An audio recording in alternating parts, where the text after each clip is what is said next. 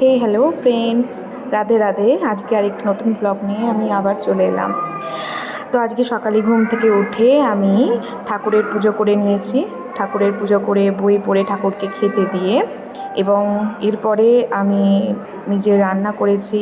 আজকে সকালেতে আমি বেশি কিছু করতে পারিনি, আজকে একটু ডিম আলুর ঝোল এটাই করেছিলাম, কারণ তাড়াতাড়ি আজকে আমার পোস্টিংয়ে যাওয়ার একটা ব্যাপার ছিল।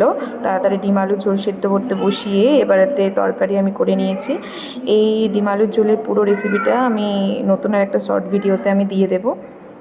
তো এরপরে এতে ডিম আলুর ঝোল ভালো করে তৈরি করে আমার খুব খিদে পেয়েছিল এবং আমার ভীষণ লেটও হয়ে গিয়েছিলো। তো তাড়াতাড়ি আমি ঘুগনি মুড়ি আমার করা ছিল, তো ঘুগনি মুড়ি আমি তাড়াতাড়ি খেয়ে আমার একটা ক্লাসও ছিল।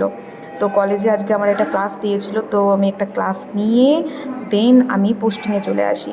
পোস্টিংয়ে এসে তো শুধু শুধু বসে থাকা যায় না, তো স্টুডেন্টদেরকে সমস্ত ডিপার্টমেন্ট ভাগ করে দিয়ে আমি বসে থাকতে থাকতে স্টুডেন্টদের জন্য কিছু নোট বানাতে শুরু করে দিই।